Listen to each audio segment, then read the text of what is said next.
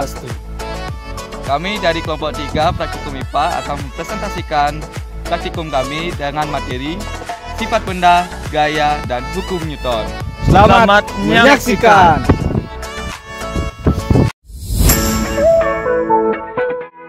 Baik, di sini saya akan menjelaskan materi tentang sifat-sifat benda. Sifat-sifat benda dibagi menjadi 3 jenis, antara lain yang pertama padat, yang kedua cair, yang ketiga ada gas.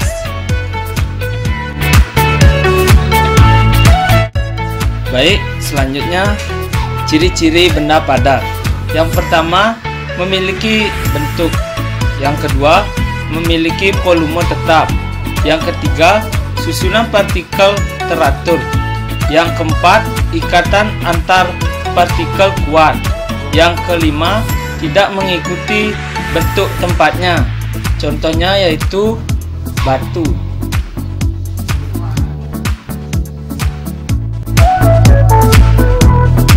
Baik, yang selanjutnya yaitu ciri-ciri benda cair.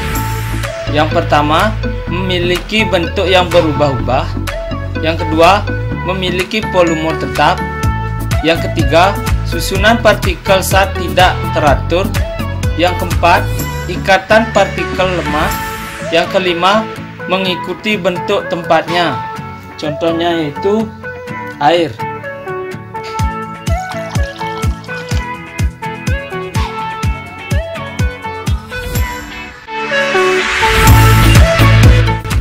Yang terakhir yaitu ciri-ciri benda gas. Yang pertama, bentuknya berubah-ubah. Yang kedua, volumenya berubah-ubah. Yang ketiga, susunan partikel zat tidak teratur. Yang keempat, ikatan partikel sangat lemah. Yang kelima, mengikuti bentuk tempatnya. Contohnya yaitu parfum.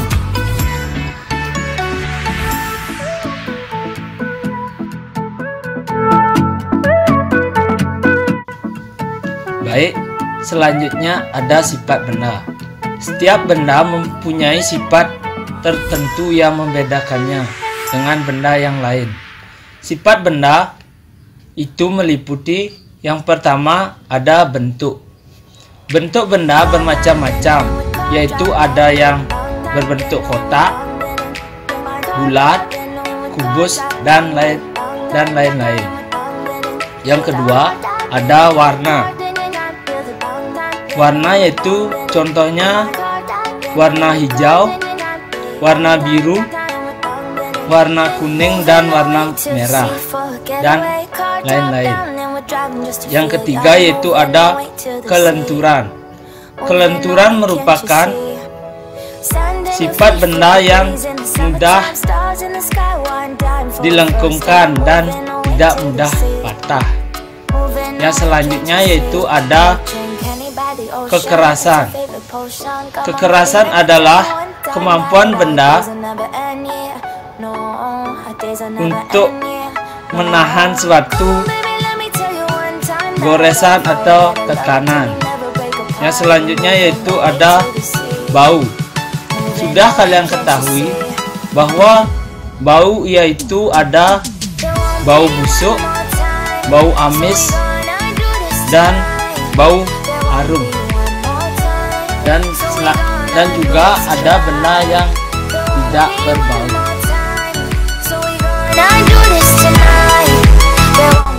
Baik, dari sifat benda saya mengambil contoh yaitu lidah buaya. Ciri-ciri yang pertama yaitu lidah buaya memiliki bentuk kerucut. Yang kedua, lidah buaya memiliki warna hijau. Yang ketiga, kelenturan. Lidah buaya di sini sangatlah lentur dan tidak mudah patah. Yang selanjutnya, keempat yaitu kekerasan. Lidah buaya tidak terlalu keras. Yang keempat yaitu ada bau. Bau dari lidah buaya yaitu agak amis.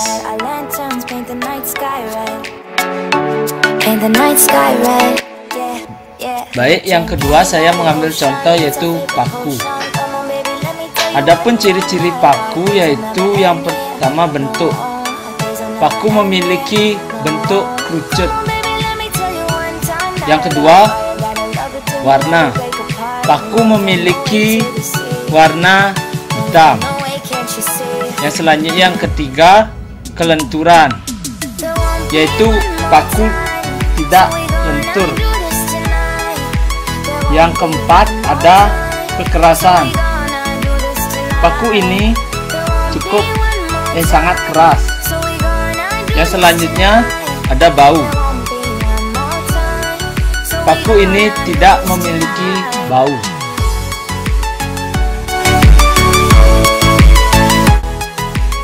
Contoh ketiga yaitu karet gelang. Ciri-ciri karet gelang yaitu bentuknya bulat. Yang kedua yaitu memiliki warna, ada yang berwarna merah dan ada yang berwarna hijau. Yang ketiga yaitu ada kelenturan. Karet gelang sangatlah lentur. Yang keempat ada kekerasan. Karet gelang ini agak lumayan keras. Yang kelima yaitu ada bau. Karet gelang ini tidak memiliki bau. Nah, kali ini saya akan menjelaskan mengenai gaya. Tentunya kalian pasti bertanya-tanya apa itu gaya. Jadi, menurut Kamus Besar Bahasa Indonesia, gaya merupakan suatu kesanggupan untuk berbuat dan sebagainya. Sedangkan dilansir dari situs resmi Kementerian Pendidikan, Pemuda dan Olahraga atau Kemendikbud, gaya merupakan suatu tarikan ataupun dorongan yang kita berikan kepada suatu benda sehingga menyebabkan benda tersebut menjadi bergerak. Jadi, ketika kita menarik ataupun mendorong suatu benda sehingga benda tersebut bergerak atau berpindah tempat, maka kita telah memberikan gaya kepada benda tersebut. Nah, untuk mengetahui besar kecilnya suatu gaya dapat kita ketahui dengan alat pengukur, yaitu yang disebut dengan nama neraca pegas atau dinamometer. Nah, satuan dari gaya itu sendiri yaitu dinyatakan dengan satuan Newton atau yang sering dilambangkan dengan huruf N kapital. Newton sendiri diambil dari nama seorang ilmuwan matematika yaitu Sir Isaac Newton. Nah, selanjutnya saya akan menjelaskan mengenai gaya gesek. Gaya gesek yaitu suatu gaya yang memiliki arah berlawanan dengan arah benda tersebut. Jadi sebagai contohnya, saat kita berjalan, kita melakukan gaya gesek, yaitu antara alas kaki yang kita gunakan dengan alas tempat kita berjalan. Seperti misalkan saat kita berjalan di atas lantai, kita berjalan ke depan, sedangkan gaya gesek memiliki arah yang berlawanan sehingga gaya gesek tersebut mengarah ke belakang.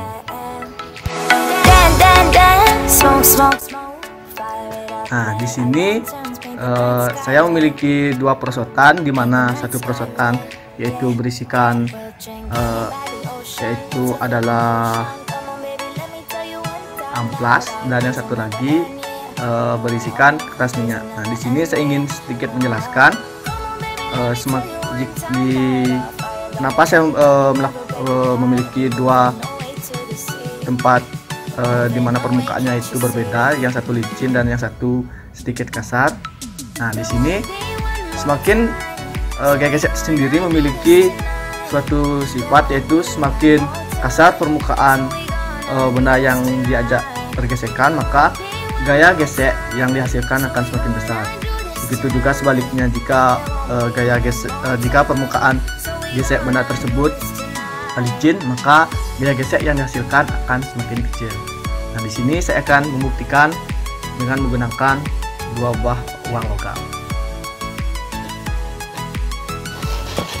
Nah, di sini bisa kita lihat uang logam jatuh terlebih dahulu di alas yang permukaannya licin. Nah, di sini mengapa bisa demikian?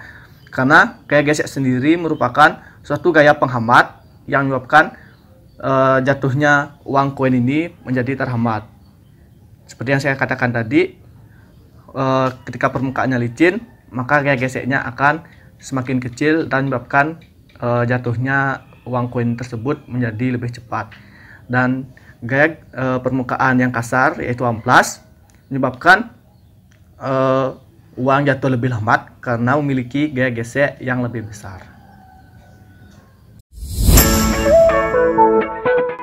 Nah, sekarang saya akan menjelaskan mengenai gaya gravitasi. Nah, gaya gravitasi sendiri merupakan suatu gaya tarik-menarik yang dimiliki atau yang dilakukan oleh seluruh partikel-partikel yang berada di seluruh alam semesta.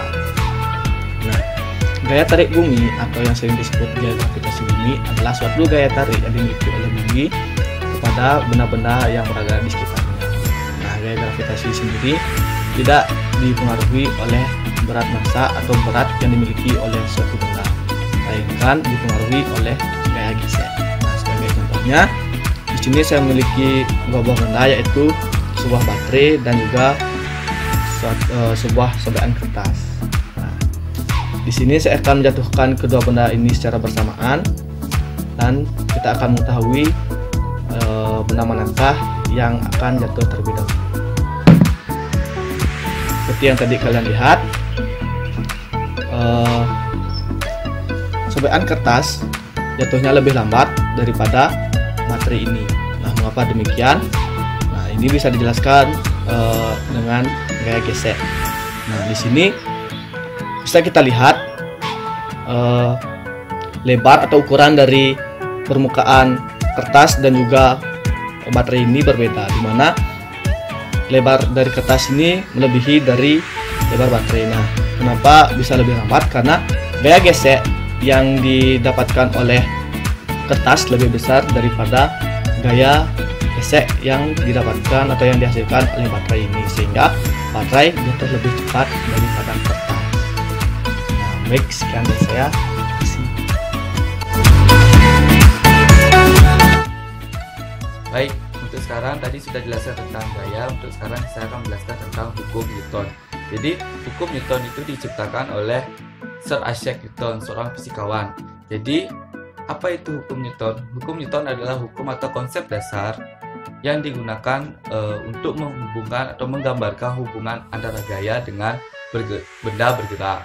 Jadi, pada saat menghitung benda bergerak itu kita tidak bisa menghitung secara logika. Jadi, perlu konsep-konsep atau hukum dasar yang digunakan untuk menghitung pergerakan suatu benda yang dalam bergeser ataupun jatuh. Nah, hukum Newton sendiri ada 3, yaitu hukum Newton 1, hukum Newton 2, dan hukum Newton 3. Terus sekarang saya akan menjelaskan tentang hukum Newton 1. Jadi isi dari bunyi hukum Newton 1 adalah jika resultan gaya yang bekerja pada benda yang sama dengan 0, maka benda yang mula-mula diam akan tetap diam. Lalu benda yang mula-mula bergerak lurus beraturan akan tetap bergerak lurus beraturan dengan kecepatan yang tetap. Jadi, apa maksud dari hukum Newton 1 itu? Jadi begini. Hukum Newton 1, jika ada suatu benda diberikan resultan gaya atau hasil jumlah gayanya itu atau sigma F-nya sama dengan 0, benda itu akan tetap diam. Contohnya, jika ada seseorang yang mendorong suatu benda dari arah kiri dengan besar gaya sekian dan ada orang yang sama menggeser benda tersebut ke kanan dengan besar gaya yang sama dengan orang yang pertama, jadi benda itu akan diam karena resultan gaya yang dihasilkan adalah 0.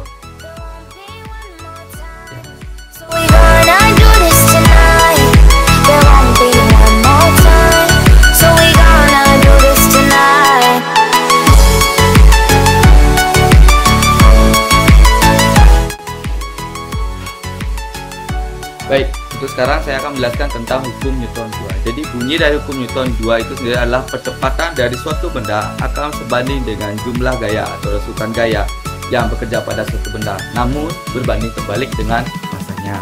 Nah, di sini maksudnya adalah jika percepatan suatu benda meningkat, maka gaya atau resultan gaya yang dihasilkan akan juga meningkat. jika percepatan menurun, otomatis jumlah gaya atau resultan gaya juga akan menurun. Berbanding dengan massa benda. Jadi jika massa benda memiliki massa benda yang besar atau berat, maka percepatan yang dihasilkan akan kecil. Jika massa bendanya semakin ringan atau semakin kecil, maka percepatan bendanya akan semakin meningkat. Nah, contohnya jika ada seseorang, dua orang berbanding membawa benda berat dan benda ringan, maka yang membawa benda ringan akan sampai tujuan lebih cepat karena massa yang dibawa lebih kecil.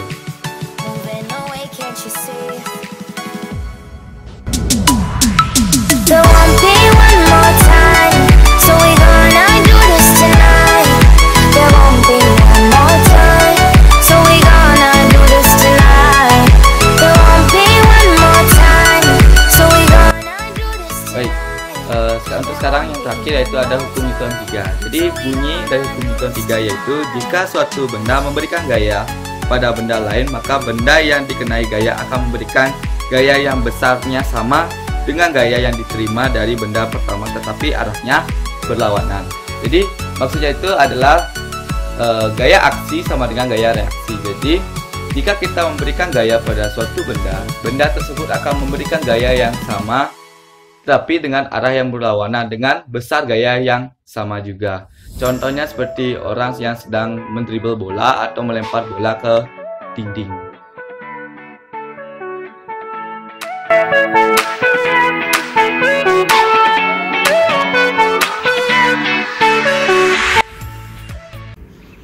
Sekian video praktikum IPA kami.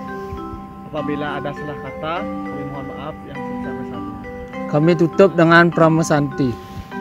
Om Santi Santi Santi Om.